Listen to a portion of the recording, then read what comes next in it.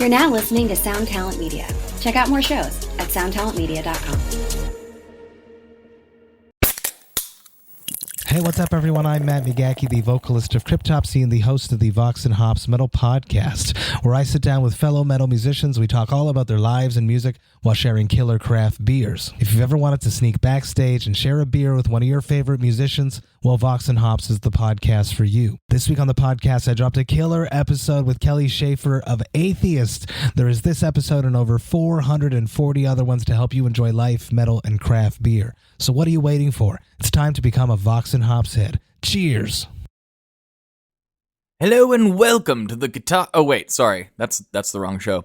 Welcome back to another episode of the Tone Mob Podcast. Yes, that's the show we're talking about today.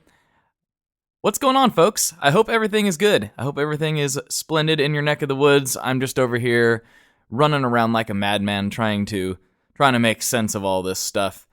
And yeah, it's a fun time. We're having a good time over here. We've got lots of rad guests coming up for you. I mean, really rad guests. Not like, well, I guess that's not really any different than normal. All my guests are so cool. I don't know what that's about. They make me feel like a loser. They're so cool.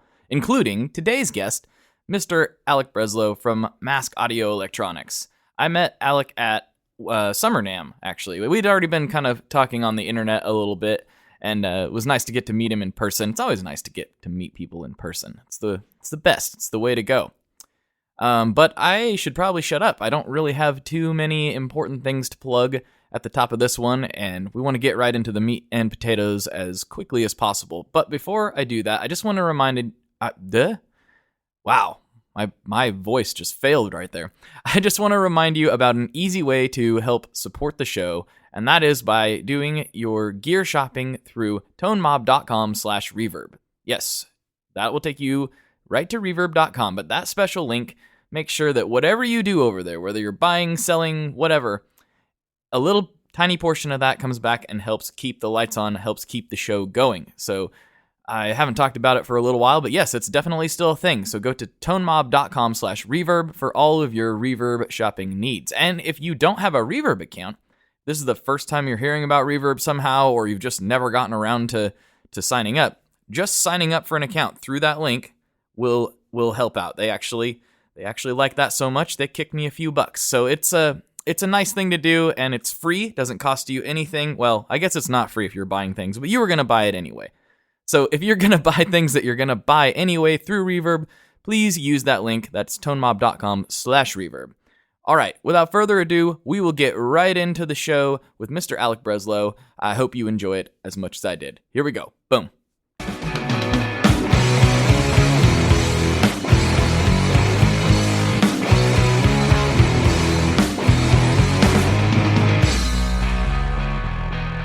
Hello, everyone. Welcome back to another episode of the Tone Mob Podcast, the show about guitar tone and the people behind it.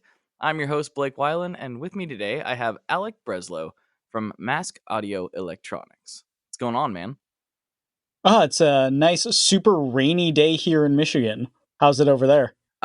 It's kind of weird. It's fall here, and well, it's fall everywhere, but it's brilliantly beautiful, clear blue skies, which is not the Portland, Oregon norm. So I'm going to take it while I can get it. It's cold, but that's okay. I can deal with that. It's cold is manageable. Mm-hmm. Can totally handle it. But I mean, we'll see rain here sooner or later. That's just the way of things. So I have a big question for you before we get into like the general stuff. And this is something that I haven't seen a good answer to, at least not in my just light research. What's the name Mask Audio? Like, what's the mask part? Where's the mask come into all this? What's going on here? You're surprisingly actually the first person to outright ask me. So the mask comes from, if you open up every pedal, there's a little doodle of like a face with a triangle and a square. Mm-hmm. And that actually used to be like a mask that I used to draw since I was like 7 years old. And so I've just kind of kept it. Interesting. Plus, when I was coming up with a name, one of the early drafts was Mask Audio Devices, which would have been a better acronym, but I figure Earthquaker kind of has the devices thing on lock. I don't know. I feel like they didn't invent the term. We can give a pass to anyone using devices. That's okay. I kind of established the electronics thing. Yeah, that works. It's good. I want to say, like, for whatever reason, and I don't know what it is. Obviously, like so many of us and so many of these episodes, I found you through Instagram initially, and the name was what stood out. I was like, "What's this mask? What's mask?" I'm like, it was like that's the first question I had. So I guess it makes sense that it would be the first question that I would ask. So, is this mask like a mask that you had? Or is it like something you came up with in your head as a 7-year-old? It's like most things as a 7-year-old, I just came up with it in my head. Like it could be just um like a theater mask that you would wear. Right? Gotcha. But yeah. I No, kind it's of just something I drew and I just kept with it and then yeah, it just wound up into the name. I kind of love it. I kind of like that it came from your 7-year-old brain. I like when things that seemingly are seemingly kind of like not that important end up materializing later in life in a it's not like the most important thing, but it's not unimportant either. The name of your company, the name of your brand, it's crucial to you. And so it's kind of cool to see that trickle through. Oh yeah, that and I just like really long names. It's an accidental weakness. Like I get great joy of making fake Fallout Boy songs because they Fallout Boy song titles can be an entire sentence. Oh yes, I never I never really thought about that. I did Yeah. at the time when they were like at the peak of the peak.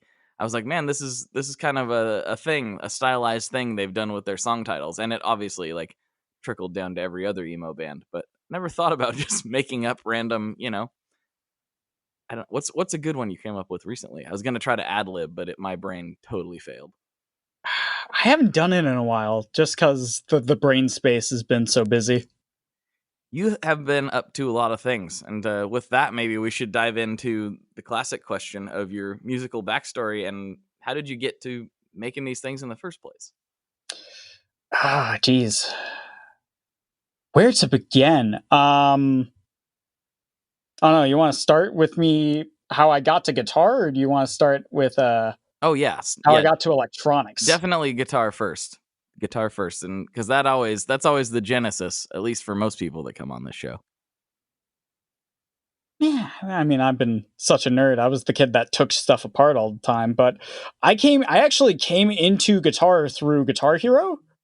Okay, Um, yeah, I was just super young when that game came out, and just made guitar seem cool. And I didn't have very much in the way of hobbies at the time, so I asked my parents for a guitar and they picked me up a cheap guitar and I just kind of rolled with it. I took lessons for a few years and just kind of stuck with playing guitar. Um, when did pedals? I accidentally came in the pedals while taking lessons. While I was waiting for a lesson one day, there was just this. I think it was like one of the Digitech multi effects units um, up on the counter, and the guy at the shop let me plug it in, and it was just like, "Whoa, this is really cool!" oh man, Um, and yeah, I just became kind of obsessed with it. The first memory I have of boutique pedals is um there's a video of a Devi Ever Truly Beautiful Disaster being ran through a drum machine. And it just sounds like absolute chaos. I had never heard anything like that. I think I was like 14 or 15 at the time, which kind of eventually led me to boutique pedals and Devi Ever and all that, and then also into Nine Inch Nails. that makes sense. That makes a lot of sense. But yeah, so I just kind of stuck with it, not thinking much of it. And then I bought my first pedal. I have this distinct memory of opening it up and just looking inside of it and being amazed at what I found. And then my dad looking over my shoulder and just being like, "How much did you pay for that?" I told him, and he's like, Man, because my dad went to college for electrical engineering. Mm-hmm. So he's just like, that is like 12 cents worth of components. I'm just like, I don't care. Yeah, it was an Electro-Harmonix double muff. Fantastic pedal. Ah, the double muff. I still have never played one of those. You and I were talking about that the other day. Is it Yeah, no, exactly what it sounds like? Is it two big muffs or what's going on there? no. So it's from an earlier circuit called just the Muff Overdrive. Hmm. Um, that what is his name? Mike Matthews named because it muffled the sound. Um, so it's a far simpler circuit than the Big Muff. And so it's two of these overdrives in one box and a little switch, the switch between one of them or both of them on at the same time. Oh, cool. I need to find one of There's these. Yeah, you can. There's two different versions. There's the small box, and then it came about right at the end of the big box era. So there are some big box ones. Okay, gotcha. I'm gonna be hitting up the old reverb. Oh, the tonemob.com/reverb. I mean page later to look at double muffs, I think. That sounds like a good time. Anyway, sorry. Oh yeah, you can pick them up for fairly cheap. I Cool. mean, I think they sell new for like $60. Let alone, I haven't looked at the used price, but I imagine they're super inexpensive. Even better. I mean, hey, yeah, if I can get my fix. Who can argue against cheap pedals? I can't. They're one of my You'd very be favorite wasting things. money if you didn't invest. Yeah. It'd be stupid for you not to buy cheap pedals. That's what my old man always told me back in the day on the pedal farm. Uh anyway, so you got the double muff and it was kind of funny. Your dad was like, yeah, this is kind of a cheeseball electronics project in some ways, but it inspired you apparently. Oh yeah, and so from there, I slowly started collecting pedals, um, and then I went to college also for electrical engineering, because my dad did it, and also I was under the naive understanding that they would teach me something about electronics, Oh, which well, I thought would teach me about guitar pedals. Turns out, no. no. So Mo- you went to school for electrical engineering and they didn't teach you about electronics? Well, they did. I never made it to the point where I actually got the Circuits 1. Circuits 1 was behind differential equations and Physics 2. And Physics 2 is what made me change my major because I took that 3 times and technically I passed the last time, but my GPA was so in the tank. My counselor took me aside and was like, you gotta do something different, man. I So can. I switched. Oh, go Yeah, ahead. I switched from electrical engineering to IT, and that was the point where um, I just kind of sat down with really old electronics books and just started reading like AMZ and Beavis Audio on the internet and just started teaching myself about the electronics of pedals. So, is it such a thing now? I'm not following. Is it such a thing that like the the technology we're talking about, at least in like analog dirt boxes, for per se, is so kind of ancient and outdated by most consumer electronic standards that they just don't teach that stuff anymore? Or is it just No, it's super. It would be like the very beginning of Circuits 1, would okay? be kind of the stuff that would be applicable to audio circuits, and then you move well beyond that. I'm not even sure if they talk about like CMOS analog logic anymore. I think they jump straight from that stuff into like digital logic. Oh, interesting. I mean, that makes sense. There's not really, I mean, at least as far as I can tell, not a lot of other applications for that stuff. Yeah, yeah, unless you're like recreating um old Atari units, which I did know a guy that wanted to like even down the like hand etch make. It wasn't a Commodore, but it was one of those like very early video game units. Oh, really? Wow, that Yeah, seems like an intense process. it is. And it's really funny because like all the logic chips would take up way more room than if you just bought like an Arduino. Well, yeah, that is the thing about technology: smaller, faster, cheaper as the years go on. Double the power and half the size. Yes, and probably easier to work with as well. So, Oh there's yeah. not using some sort of outdated language that no one knows how to program in anymore, or something like that. I don't know. So you started reading everything you could, started educating yourself, and then what happened Yeah. from there? Well, it was also about that time that I was hopelessly addicted to Tumblr, and I ran into this blog called Schrodinger's Delay Pedal, and it was just another electronics nerd, um, just going on and on about like old Digitech pedals and modifying or the Holy Grail reverb, the big box ones where you can actually like rip them apart and modify the chips. Mm-hmm. Yeah. Um, and then he started working on a project that eventually became called the Longsword.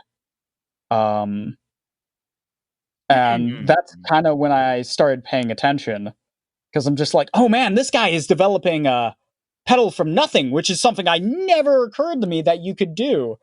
And so I'm slyly referring to John Snyder of Electronic Audio Experiments. I didn't know that's where like that was some of his first interneting stuff. I had him on the show and we didn't even talk about that. That's kind of funny. Oh yeah, there's a couple of us that were in that Tumblr scene. I was very quietly part of it. I didn't really contribute, but like Evan from Dirge Electronics was also in that. Corey Bardos from Fuck Yeah FX Pedals also. He's actually the one that introduced me to John, Oh, which okay. I think I like owe him one for life for that. Gotcha. Gotcha. Gotcha. Um, Gotcha. Okay. This is interesting. I didn't know that that's where you guys had come from because like Tumblr was not something that was really on my radar other than the fact that that was mysteriously where Thrice hosted their main website for like years. That's the only real experience I had with really, Tumblr. Yeah. that's weird. Yeah, it was weird. It was like when I first was like when I first really started like getting into the internet, you know, in the whatever mid late 2000s, whatever it was. And it was like that. That was where they had I could have my timeline all screwed up, but yeah, they had their website hosted on Tumblr for a while. And I was always like, "What's Tumblr?" And then I would scroll through and I was like, "I don't get it. I'm on to other things."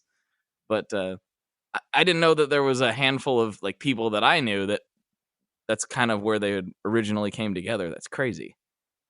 Yeah, I know Corey and John have known each other for longer, but I think they met on like the Ultimate Guitar forums, even older than that. But yeah, that's Tumblr is how I was introduced to John. And I think it was when he moved from Connecticut up to Boston. Okay. I bought one of the original longswords. Uh, and it is still one of my favorite pedals. It's just a good sound, especially the first one doesn't have all the improvements that John later made onto it, which is part of the charm of it for me. Mhm. That you could just really, it doesn't have all the headroom. So when you really start getting in the high distortion, it just fuzzes out. And if you crank the EQ, it sounds basically like a tighter, better version of the HM2. Nice. That sounds good. That seems like Oh something yeah, I'd get into. it's so good. But yeah, I never experienced a pedal like that, and that just like set my brain on fire. Of oh my god, this guy just created a pedal from nothing.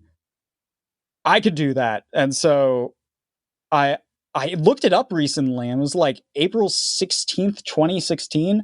I asked John about on Tumblr about okay, how did you get into doing circuit boards? Because I had tried building my own pedals on like Vero board and other more DIY ways of building pedals. I was just never good at it. Right. So I figure I knew a bit about PCB stuff from school. So I just kind of dive into it. I mean, the internet exists. You should be able to Google it. So I asked John about PCB stuff, and he told me about Eagle and some other actually really excellent information.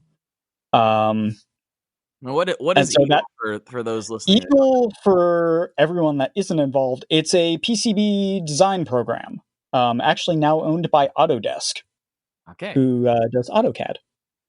Oh, I didn't know that. Oh, okay, that makes Yeah, sense. that's relatively recent. I think that only happened like 2 or 3 years ago. Yeah, that sounds familiar. Like I remember some people complaining about having to port over some file. I don't remember. Anyway. Yeah, when Autodesk bought them, they went to a subscription service like everything else instead of a one-time download, which in some ways is better, in some ways is worse. I still use my old free version. Well, of course. I mean, as long as you can. Like you just gotta milk that cow for all it's worth. Oh yeah, I have a bunch of programs like that. oh yeah, I'm starting to run into the limitations of it. I keep looking at the subscription. I'm like, I don't wanna, but I'm gonna have to. Yeah, and it's also one of those things where it's like, but if I don't, and this goes away entirely, it's not like it's on any one customer. But at the same time, it's like if this goes away entirely, it's gonna be bad for everyone. So I guess it's worth the $12 a month or whatever. And for some people, Oh yeah. for some people anyway. So sidebar. Sorry, I got you off Oh track no, that's there. I mean I love sidebarring. Oh, we'll be doing plenty of it. But where'd I go from? But yeah, so I started just doing clones of stuff in my spare time for myself. Mhm. And then in February 2017, my day job was doing inventory and my hours were super down. And I don't know how I came upon it, but I made the realization that I must have sat doing circuit boards longer than I worked my real job. Ah. I'm just like, okay, I have to make money from this somehow.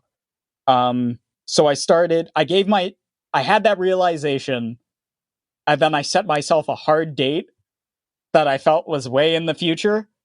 I think I gave myself like 6 months and said, "You are launching a website on this date. Go." And I just started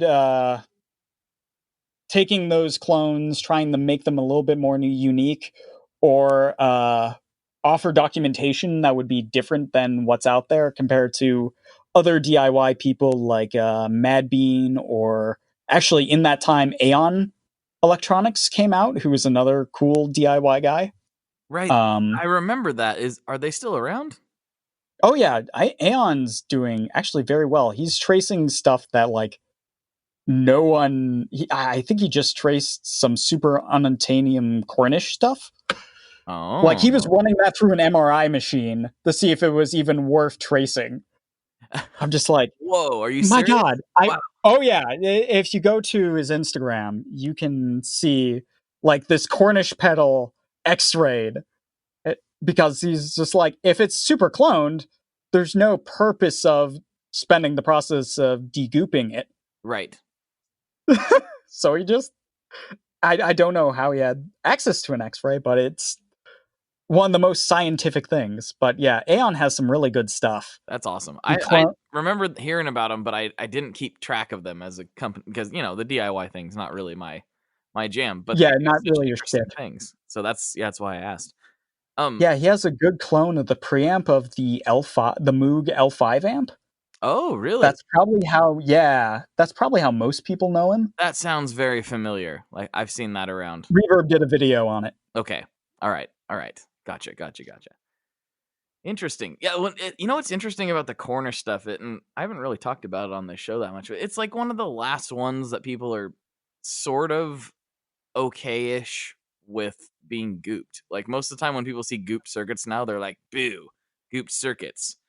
But Cornish, everyone's still kind of like, oh, I got a Pete Cornish, whatever. It's like one of the last things that seems to be okay with gooping. I don't know. Am I wrong, or are there others that fall too? Well, I don't know. I think he's just so antiquated with the gooping. I'm not sure if people let it slide, but it's just like, okay, it's a P corner circuit. It's going to be gooped. Like, that's just is what you just accept it. Like, it's not like Yeah. it's cool with it. That's just like, well, that's the only way you're going to get one. So Yep. it is what it is. You're suck it up and get the goop, or you don't get a pedal. It's a good point. He does it his way. So, I mean, more power to him if people are willing to spring for it, you know? Yeah, exactly. People are still willing to shell out for it, so Yeah. you can't tell him he's wrong. Yeah, exactly. Who's really the idiot here? Like, maybe it's me, which in most cases it usually is. So there's that. Anyway, so he's sorry. You were going. I keep doing this to you. I keep going, wait, tell me more about what you just said. And then okay, now go back. And I will always indulge. I'll go back. You will find this out very quickly. I will always indulge. God, where was I? But yeah, so I set myself like a 6-month date limit. I developed all this documentation, and then July 7th, 2016, I launched a little web store. Chris Jin, Touchdown for Fat Kids, was the first person to ever buy something from me. Nice. Who I am eternally grateful for, because he was the only one that bought something for like 2 months. And so it kept you going, like oh yeah, somebody wants it somewhere. I just gotta find them. I just gotta get to them. And so over the next couple months, I just launched a bunch of DIY projects. And how did I start doing the original stuff? I think just because I was doing all these clones, I started getting familiar and getting comfortable with all the different circuit blocks. Mm-hmm. I just wanted to do something a bit more, but I just never had the capital to do it. And then Dan from ADD Audio Disruption Devices, ADD Pedals, bought a couple DIY boards for him to build up. And he really liked my Dark Grime circuit, which is kind of a really extreme take on a fuzz face. Nice. I like extreme takes. Oh, yeah. That's like my beginnings in circuits were all Devi Ever pedals, which I'll get a bit more into later.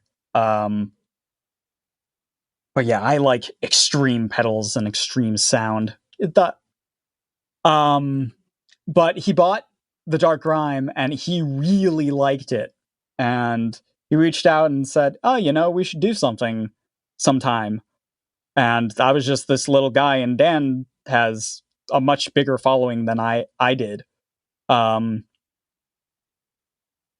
the gears just started churning. I think I got back to him like a day later. I'm like, what do you want to do? We could do anything. Right. And he's like, well, and Dan is a huge fan of like unobtainium Death by Audio pedals. Okay, cool. He used to have this collection of Death by Audio pedals where it's just like, there's only 3 of them. One's owned by Oliver. One's out in the world, and Dan owns the other one. That's so cool. I love that. Yeah, it was a ridiculous collection. And so he had this literally just a picture and a description off of Death by Audio's site of some pedal they built. And he's like, do you think we could do something like this? And it was some sort of filter fuzz. I'm like, I can figure it out. I can do it. So I just started looking into different filter circuits. I came across the state variable filter, which is a way of building a filter and getting your 3 major filter types. So a high pass, a low pass, and a band pass out of the same structure. Oh, interesting. Cool. Yeah. And I just paired that up with the Dark Grime, and out came the Dark Grime Deluxe, which was the first production pedal I ever did. It's about the size of a tank. It is, to date, it's the least pedal board friendly thing I've done. I think it's like 4 inches wide by like 6 inches tall. Oh, that's a big boy. Yeah. It's a big boy. You could use it as a pedal board. That's awesome. I have a thing for big pedals. Like, because I don't like have a board set up all the time that I'm messing with. I love it when a pedal's like huge. It aesthetically looks cool to me, and I'm just like, this thing, it feels substantial. I know it's ridiculous, but I If do you like have it. a big pedal, there's always just like more room for tone. That's what I always say. That's right. You can put more tone in the case. Like, it's just logic, of course. Yeah, I mean, the bigger the pedal, the more tone it's got. Yeah, you can fill it with You more look tone. at those like giant synth units that Moog made back in the 70s, massive tone. Oh, so much tone in there. Then just think how loud those things were. They had all the tone because they were big. Pedals Yeah, of of course. size. Pedals of size, No, that's no, what people say. no other reason. I love it. So that was the first production unit, and I'm assuming this response was pretty good on it, and enough to take It you was to it the was next step. it was decent enough to keep going. It definitely caught me the bug of, oh crap, pedals like actually do okay, and it definitely funded Mask Audio for the next year. So I just kept building pedals, and then what was next? Which started? Eldritch Blast actually started next after that. Oh, really? Okay. Um, Wow. I didn't realize yeah, that it was was pretty. so close. Interesting. It wasn't so close, but it took so long to come to fruition. Uh, Because when John was developing the DIY circuit that it's based upon, which is called Magic Missile, um, it's got some Devi Ever DNA inside of it, which I saw that and I'm just like, oh, I know how to change this. And so as he was working on that, I just took it and provided a whole bunch of feedback on it. And so I think it was literally like 6 months after I started, I just went to John and was like, hey, could I do a production run of these? And he was like, oh yeah, since you helped me out with that so much, sure, but try something different with the tone circuit. And trying something different with the tone circuit took a long time. I think it was like 3 different revisions before I even had one that I felt was worthy to send John. The first one was just like really bad. right. I took a step backwards at first, and just like, oh, I made it sound worse. Oh.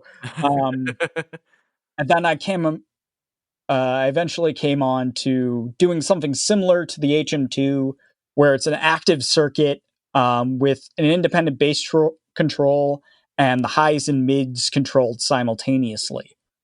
And that's when it kind of clicked in. And John liked that, I like that, and so Eldritch Blast was born.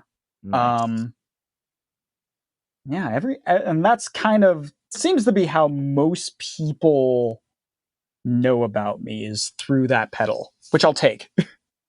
I don't know if it was that pedal that was first for me. I feel like it was a different one. I'm trying to remember. It might have been Black Math. I think it was Black Math. I think that's the that one was that really directly after.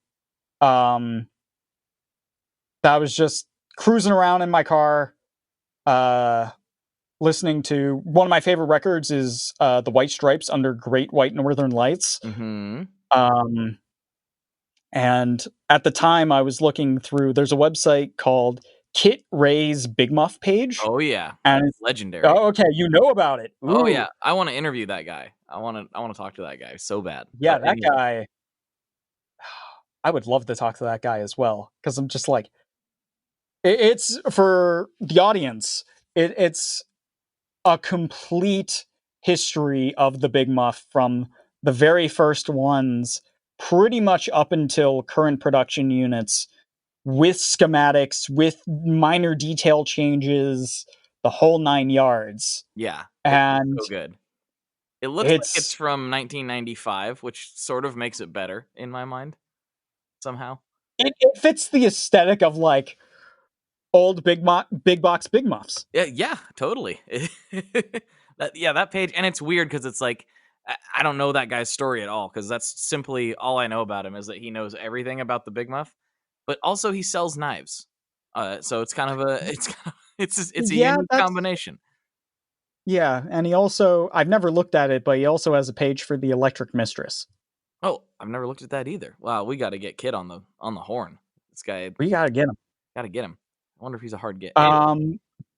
But yeah, so I had this realization that if a certain third man went to just a record shop, not a record shop, a music store, when he started the White Stripes, it would have been not the current NYC reissue, but the first ones, which were actually designed by Fran Blanche or Frantone, which is I didn't super know cool. that.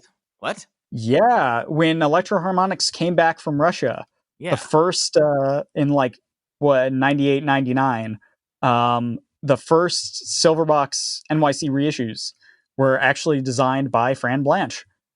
I had no idea. I need to Yeah, get one. I just kind of was like, I'll get one. I'll get one of those one day. But now I need to get one. I didn't know that. yeah. It's hard because they don't look anything different. I've been occasionally I'll just see a really cheap Big Muff and I'll buy it in the hopes that I get one of those, because it is actually a fairly different unit than the current production Big Muff.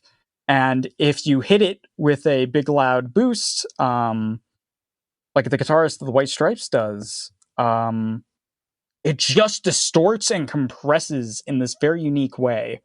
Where if you just hit it with hard attack, it like gates out. Mm-hmm. Yeah. The transistors are just like, give me mercy. I can't take it anymore. I need more. So when I had that realization, I just took them. I didn't even breadboard it, like try it temporarily. I just did a circuit board for it. I sent it off over a vacation. I came back, built it up. I'm like, that's the sound. And I built the first 10 units. That's so funny because, again, like going back to names, like that is I'm starting to remember like how I saw that pedal and I was like, what's this Black Math pedal?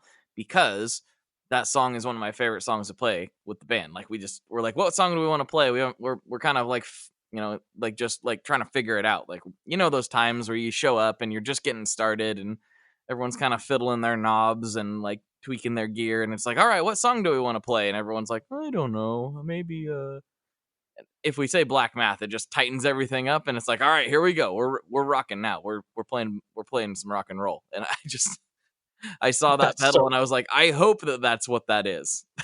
And that is also my favorite White Stripe song. Oh, so good, man! That song jams. Yeah, ugh. It is to me like the quintessential Big Muff moment. Yeah, I can see that. I can definitely see that. It's I don't know. I may be of a certain age, but yeah, that's definitely my reference point.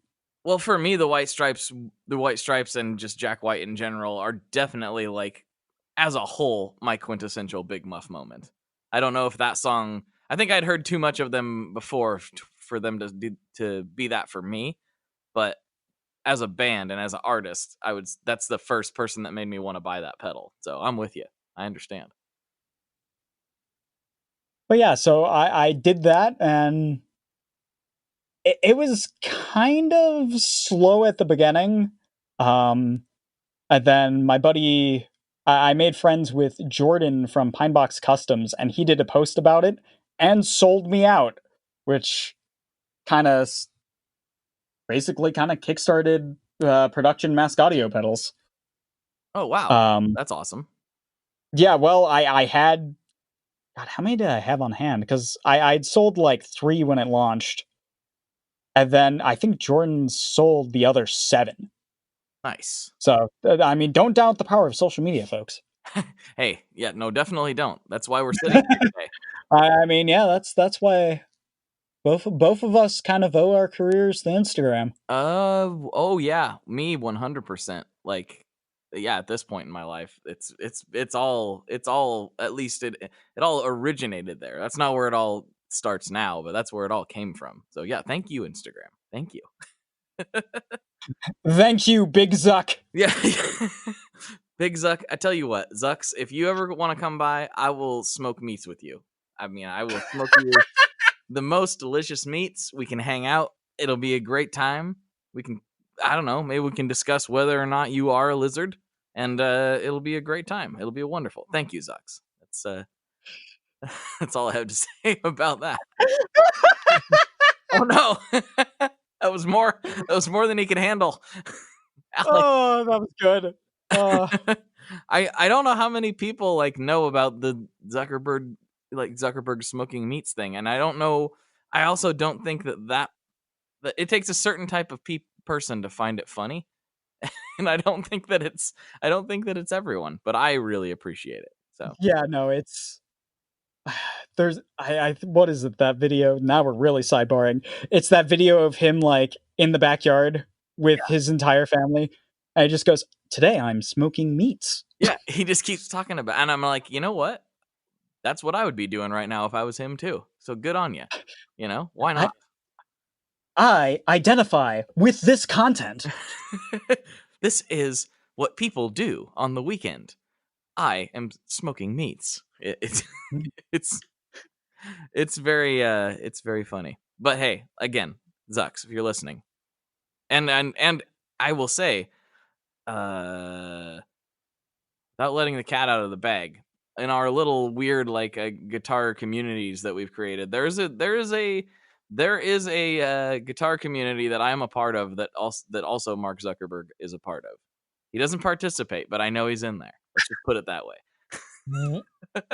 That's incredible. Yeah, so he may. Yeah, I mean, for all we know, Mark's listening right now. Hey Mark, if you're listening, we could use some free sponsored posts if that's something you can hook us up. Yeah, with. high engagement. We need that. Yeah, for Tone Mob and Mask Audio, we could really use some free sponsored post if you're feeling generous. Just putting it out there. We got to get them clicks, man. You know, that's what it's all about these days. But yeah, so oh god, what were we even talking I was about? like, None of that's making the episode. I know. I was like, how are we gonna come back from this? This is just a whole different level of nonsense that we've ascended to. We just went into like internet talk, which is man, I love entire different podcast. I should start just an internet talk podcast where we can just talk about memes all day long, just nonstop meme talk. I mean, you and the band memes guy. Band meme 666. He's a genius. Beyond me. Nope. I can't. I'm not on that. I'm not even close to that guy's level. He's way too funny. It's way too relatable and way too funny. So that's all I have to say about that. Oh yeah. So let's try to get this thing back on the. Okay, so what were we talking about? We're talking about Black Mask. Yes. And okay, so that kind of kickstarted the. Basically got Mask off the ground from a production standpoint, like a regular production standpoint. But what's coming next? Like, what's going on? What do you plan on producing in the future? So more Black Mass. I have also my kind of scrambled octave fuzz. No. I've been working on something with Ian Pritchard of the demo channel Collector Emitter. Oh, love that dude. I love them. I love him so much. Such a nice guy. We've been working. God, this is another long one because I think I started that project right after after we released the first batch of Eldritch Blast. Oh, it's okay. been in the tank for a long time. We're releasing a pedal called Park Garden. It's kind of basically I pitched Ian, if there was a collector emitter pedal, what would it be? And his initial response was 2 harmonic percolators running into each other. Oh boy. Because me and him, we initially bonded over actually our love of the double muff. He has a very similar story. I don't think it was his first pedal, but it was rather early in his pedal journey as well. And so he's told me a double muff, but with harmonic percolators. Okay. I'm like, this sounds amazing. Let's do it. And we tried it, and it never quite worked out right. It would either be so much fuzz that you couldn't control it picking up radio at all. And Ian now lives in Brooklyn, Yeah. which is like radio capital of the world. Yeah, that could be a problem there for sure. Yeah, so even like at its quietest, he can get it to be stop picking up radio, or it just wouldn't have enough definition. Okay. So Gotcha. you would turn the game down and it would just be the mush. So it went back to the drawing board. So we kept with the kind of cascading different circuits, vintage circuits together until we found a combination that had both the extreme sounds that I really gravitated towards and the clarity that he gravitated towards. And it ended up being Park Garden. This might expose me as a fraud and a not cool person. Where's that name come from? So Ian is in a band called Bot Garden. Okay. And so it's kind of, it actually, I was thinking of Matt from Electro Foods and the disgusting way he does his circuit boards. Oh man, that's hilarious that we're talking about that right now because I was by the way, talking about this on Chasing Tone with Brian, and he'd never seen it before. And I mean, I feel like I'm one of the few people that like kind of likes it. Like I kind of like it. I don't know what it is. Oh, I love it too. Yeah, but at least he has like an explanation of why it is the way it is. But a lot of us are just like, no. Even if he didn't, I still would love it. But like Brian, I could like we don't record to where we can see each other's faces because it just helps the audio be better. But I could but I could like feel it in the air. Like when I was like explaining it to him, like it's over on his Instagram. Click over and check it out. Like as soon as he did, I could feel it. He was like, "Well, yeah, that's a way to do it," or something like that. I can't remember. Oh yeah. And I was like, this is so. I don't know if I'm bringing him good publicity or bad publicity, but hey, he sort of did it to himself. So. Oh yeah. When Steve Demidash was on the show saying how you met each other was saying you're wrong. Yeah. I was actually, you came into that conversation because I was the one that whipped around and whipped out Electro Foods Instagram and was like, this is what it looks like. Oh, that's right. That was you. I couldn't remember. There was like a group of people standing there. I couldn't remember who busted it out. And I'm like, yeah, I'm kind of into it. I get it. Like, it's a jumble. It kind of looks like a mess, but it's kind of a beautiful mess. And he's like, nah, he wasn't having it. I was like, well, fine then. I don't.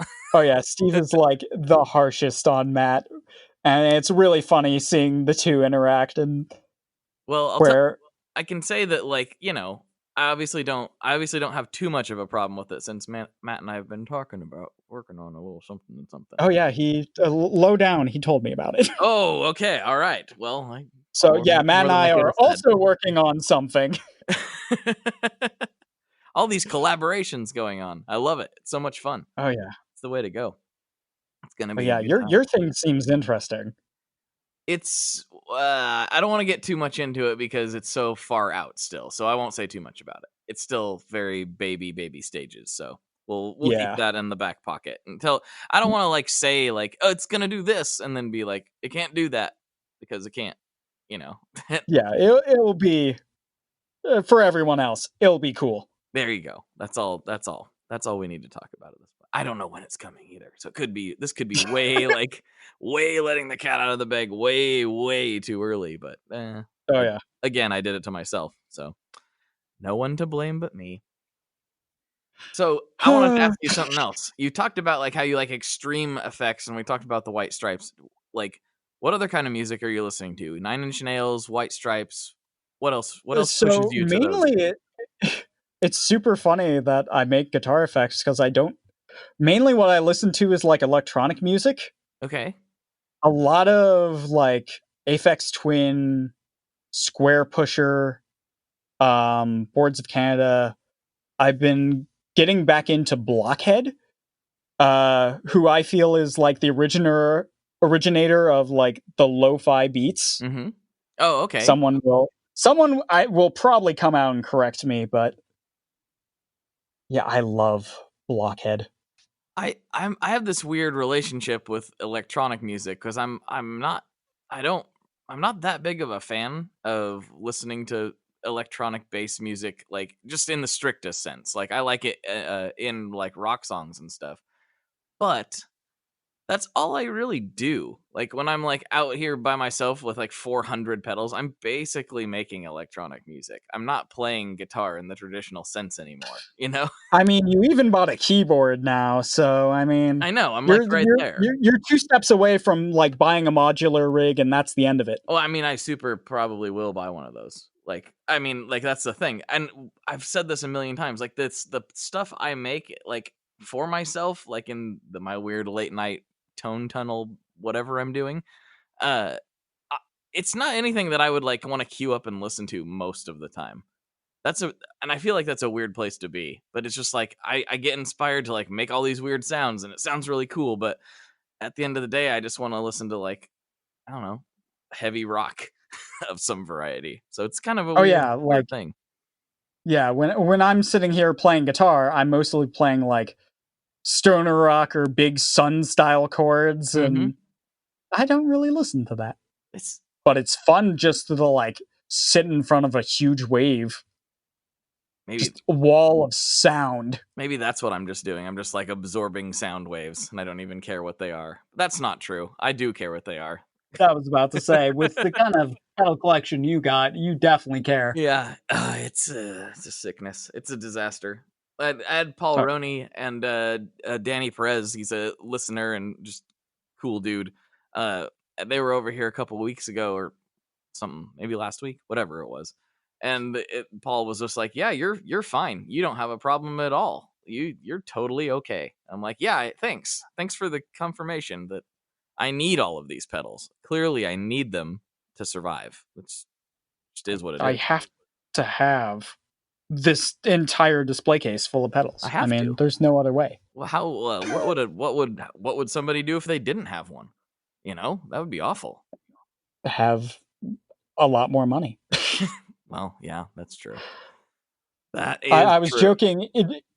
Ian has a similar, not quite as large as yours, but he has a similar hoard of pedals, and he just told me if he ever has kids, that's his inheritance. Yep, that'll work. That's what I'm saying too. Like, hey, look, kid, you got everything you could ever need. We got fuzz, we got delay, we got reverb. I don't know what more you need in life. We have it all. We have it all for you out here. It's fine. Oh man, my brain is going so many like weird directions with this podcast. So I apologize to everyone. I I can't hardly keep it straight today. Very very sleep deprived at the moment, but Oh yeah. we will get Plus, you're talking with me, and I will indulge every weird direction or purposely meander from the conversation. purposely meander. Purposely meander, What? sending a off ball. What? Are you trying? Letting conversation flow. Are you what are you doing? This is you think this is a podcast and you can just say whatever you want? Come on, man. Get it together. Get it together. Now this is a good time. And we're starting to get towards maybe where I should start closing in on these classic questions. Are you ready for that? I had a panic moment over one of your classic questions this morning.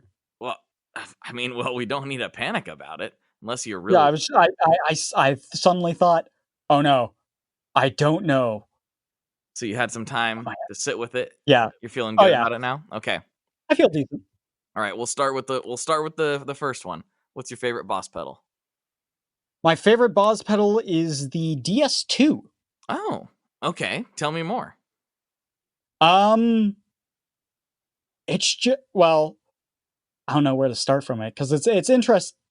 It's just an angrier DS1. It's like comparing a tube screamer to a rat. Mm. Yeah, it's just got this certain, just more crunch about it that I've always enjoyed.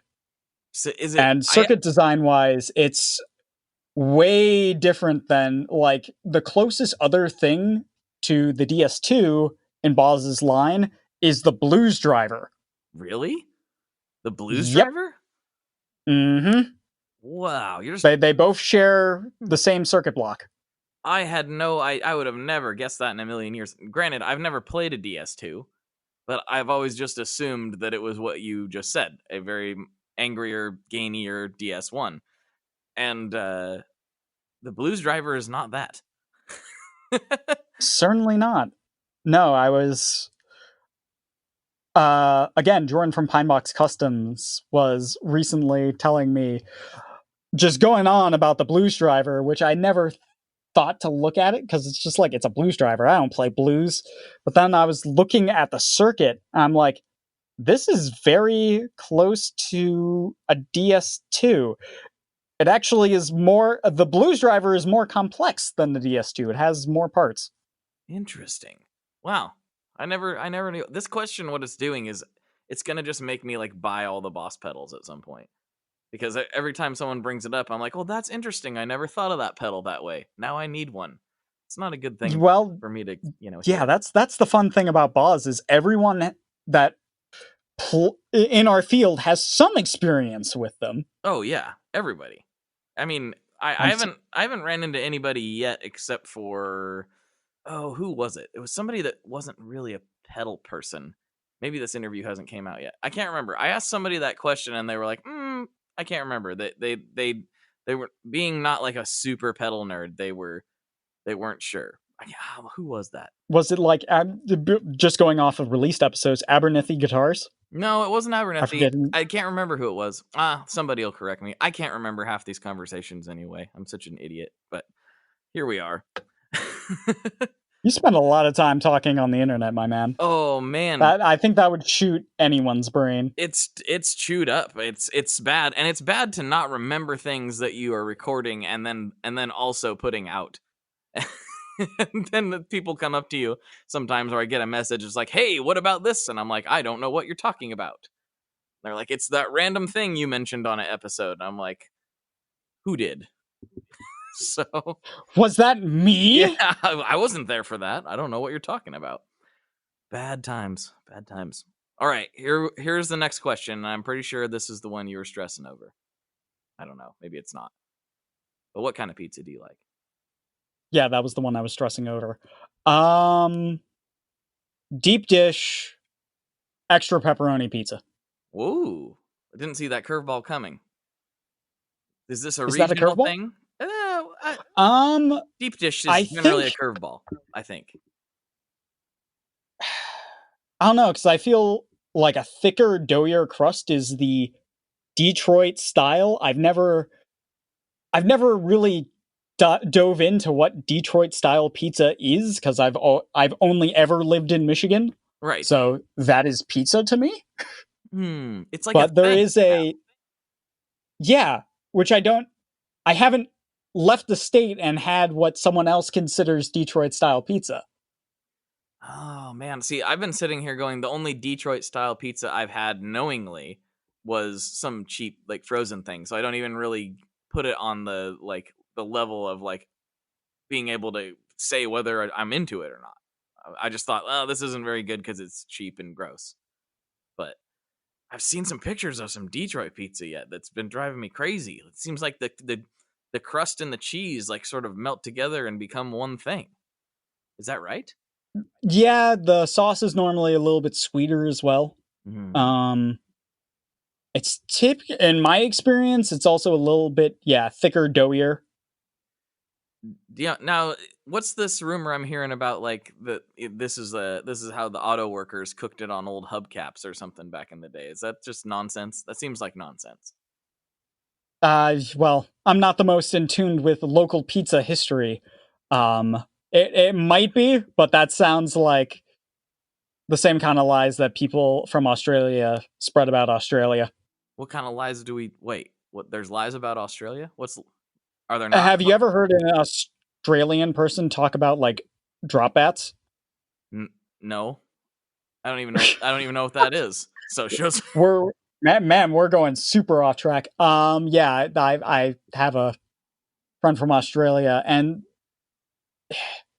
he will talk about koalas and how they will like just fall off of trees and onto people. Like that's a thing that happens. No way, for real? The koalas absolutely drop out of trees? No, they don't. Oh. But he tells people this and they believe him.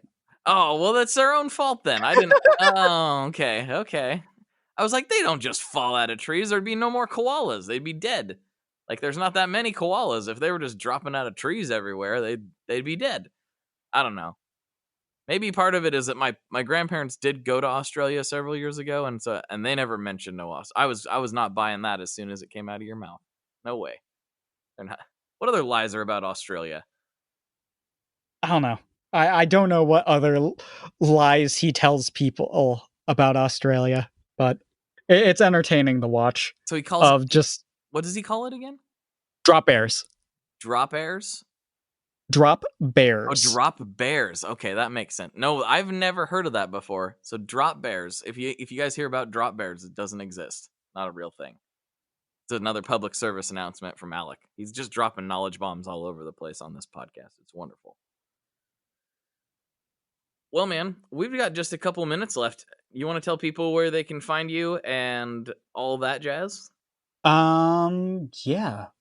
You can find me mostly at maskaudioelectronics.com, or Mask Audio Electronics on Instagram. I finally got on that this year, of just having a super long Instagram handle. Well, of course. Well, I used to go by my personal Instagram name, which is AZX309, which is literally like the only name I've ever had on the internet. But now it's just like, if you do an Instagram story, my name doesn't fit in one line. All right. Thanks so much for coming on and hanging out and all that jazz. And for Alec, this is Blake. And as always, folks, good luck and good tones.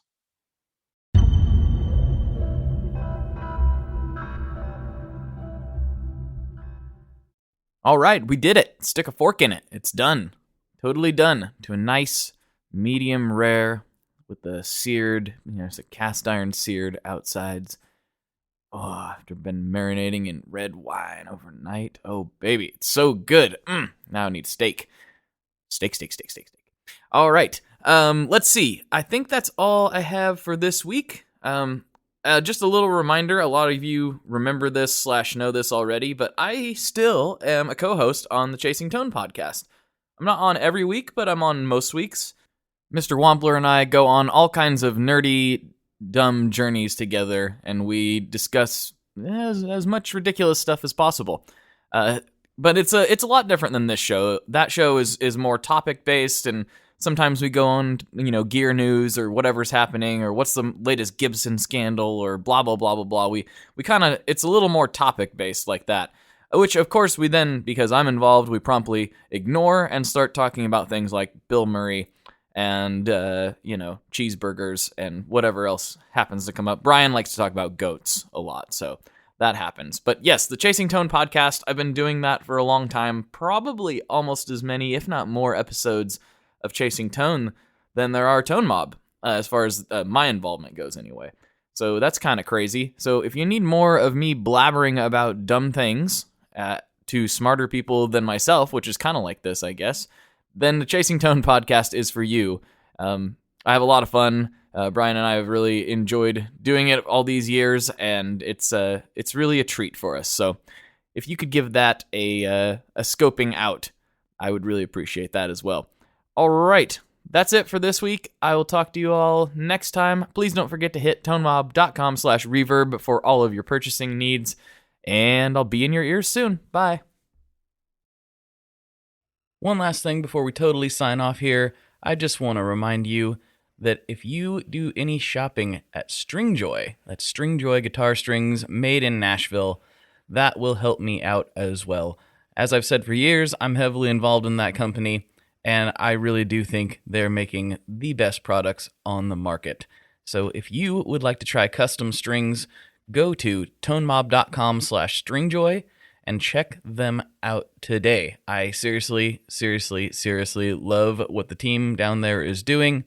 I help them out with all kinds of things, and by you supporting them, you are also supporting me as well. And hey, you need some strings, so why not get some custom strings just for your guitar and playing style? Again, the link for that is tonemob.com/stringjoy, and that will take you right to their website, and you can do all your shopping through there, and that will help everyone involved out. So thank you very much. Talk to you next time. We are brought to you by the wonderful folks at Gun Street Wiring Shop. Yes, Gun Street Wiring Shop. I've talked about them before. I used to say based out of Bend, Oregon, but guess what? Sean moved to my neck of the woods. Sean's in Portland. Sean is awesome and has helped me with a bunch of stuff lately. And if you have wiring needs for your guitar, he can help you too. If you want to get weird with it, he can get weird. If you just need to spruce things up a little bit, there's your guy. He takes all the guesswork out of doing your guitar wiring, and he makes it simple, and his customer service is top-notch, and I can't say enough good things about Gun Street as a company. I really respect Sean and what he's all about, and the product is top-notch. I've got 3 different guitars that now have Gun Street harnesses in them, and I could not be happier. So go to gunstreetwiringshop.com and check them out.